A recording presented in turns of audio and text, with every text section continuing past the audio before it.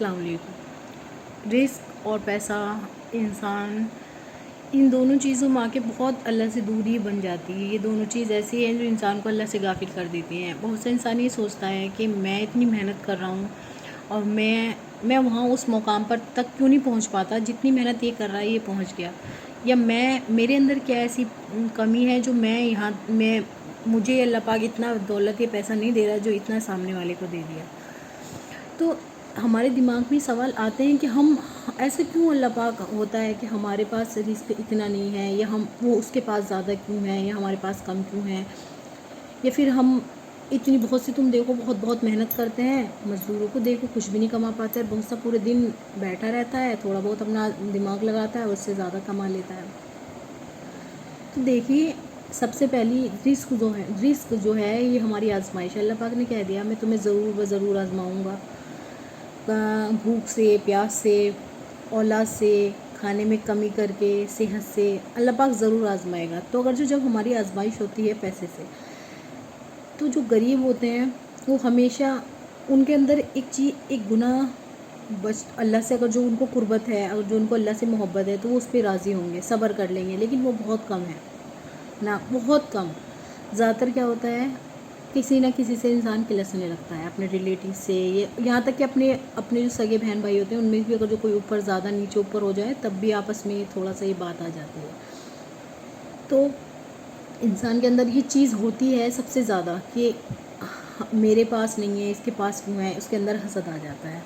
دوسرا، جس کے پاس رزق کی کمی ہے اس کے اندر ناشکری آ جاتی ہے۔ کیوں آ جاتی ہے کہ اب میں کیا کروں گا نماز پڑھ کے، میرا تو اللہ سنتا ہی نہیں ہے، یا میرا تو امتحان اتنا سخت ہے، مطلب اس کی زبان سے ایسے جملے نکلنے لگتے ہیں جو نہیں نکلنے چاہیے تھے، یعنی کہ وہ یہاں بھی صبر نہیں کرتا، کرنا تو اسے پڑے گا لیکن اپنی زبان سے کہہ کر وہ اپنے صبر کو ضائع کر دیتا ہے۔ تیسرا اس میں یہ بات ہو جاتی ہے کہ دوسرے اپنے آپ کو کمتر سمجھنا، ڈپریشن میں آ جانا، مطلب کہ میرا کچھ ہو ہی نہیں سکتا، میرا کچھ بن ہی نہیں سکتا، اس طریقے سے۔ تو ہمارے پیارے نبی صلی اللہ علیہ وسلم نے فرمایا ہے اپنے آپ کو دیکھو، ہمیشہ کبھی بھی تم پریشان نہیں ہوں گے، دوسروں کو دیکھو ہی مت، اس کی پرسنل لائف پہ دھیان ہی مت دو، کتنا کماتا ہے، کیا کماتا ہے۔ اگر جو تمہیں کسی کو دیکھنا ہے تو اپنے سے نیچے بھی دیکھو کہ وہ دیکھو اتنے میں بھی کتنے خوش ہیں، تمہیں تو اللہ نے دے رکھا، اس سے کم میں وہ خوش ہیں۔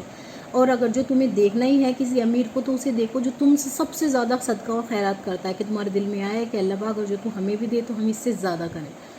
دوسری، اس سے سخت آزمائش ان کی ہے جنہیں اللہ نے دے رکھا ہے، کیونکہ ان کی سخت اس لیے ہے کہ اپنے ہاتھ میں سمجھو ایک انگارہ انہوں نے لے لیا ہے، کہتے ہیں نا یہ رزق جو ہے ایک تقسیم ہے، اللہ نے اسے دے دی کہ اب دیکھوں گا تو کیا کرے گا اس رزق کا، کیا تو بس اپنا ہی پیٹ بھرتا رہے گا، اپنے ہی تجوریوں میں جمع کرتا رہے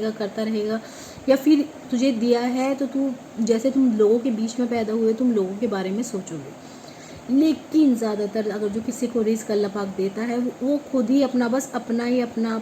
سوچنے لگتا ہے۔ 100 میں ایک آدھا ہوگا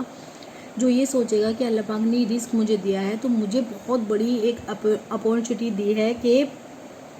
کہ میں اسے دوسروں میں بھی دوں اور نیکی کماؤں، کیونکہ وہی ایک چیز ہے جو اوپر جا کے واپس ملے گی، جو ہم نے اللہ کی راہ میں خرچ کر دیا ہمیں وہی اوپر ملے گا۔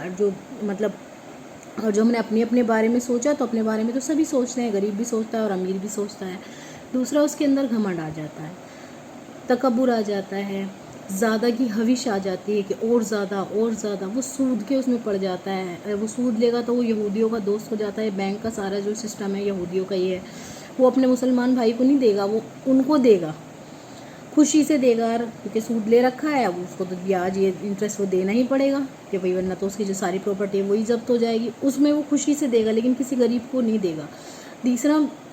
اس کے اندر دین سے دوری ہو جاتی ہے، وہ یہ سوچتا ہے کہ مجھے تو اللہ نے اتنا نواز رکھا ہے کہ میں کیوں پڑھوں نماز، مجھے اللہ اگر جو مجھ سے ناراض ہوتا تو مجھے کم دیتا ان کی طرح، جیسے وہ پریشان ہے آج میں بھی پریشان، مجھ سے اللہ راضی ہے اس لیے تو مجھے اتنا مال اللہ نے دے رکھا ہے۔ تیسرا، مطلب ہر کسی کو حقیر سمجھنے لگتا ہے انسان کہ میں زیادہ بڑا ہوں، میرے پاس سب کچھ ہے، فضول خرچی میں اپنا پیسہ خرچ کرتا ہے، یہاں تک کہ پھر اس کو اسی حال میں موت آ جاتی ہے، اور پھر وہی اللہ کے سامنے جاتے ہیں تو وہی ہوگا کہ اللہ پاک ایک بار اور بھیج دے، اب جو تو نے دے رکھا تھا وہ سب تیری راہ میں خرچ کر دوں گا، لیکن ایسا ہوتا تو نہیں نا۔ تو اس لیے اگر جو کسی کے پاس مال ہے، اور اس کے پاس اللہ پاک نے رزق اس کو زیادہ دے رکھا ہے تو سمجھو اس کی زیادہ بڑی آزمائش ہے. ہمیں یہ لگتا ہے وہ بہت خوش ہے، وہ خوش تو ہے، اسے ساری چیز خرید سکتا ہے، لیکن حساب کتاب کے معاملے میں اسے بہت ٹائم دینا پڑے گا اور اس کو ایک ایک چیز کا حساب دینا پڑے گا، کیونکہ ہمارے لیے جو یہ مال اللہ نے ہمیں دے رکھا ہے یہ صرف ہمارے لیے نہیں دے رکھا. ہمیں دنیا میں بھیجا ہے تو سب کے لیے بھیجا ہے کہ سب کو دیکھو، اپنا بھی سوچو، سب کا بھی سوچو. اگر جو ایسا ہوتا تو دوسرے پلانٹ پہ پیدا کر دیتا جہاں ہم اکیلے رہتے اور ہمارے بچے ہوتے، لیکن نہیں، جب دنیا میں بھیجا ہے تو ہمیں سب کے بارے میں سوچنا پڑے گا.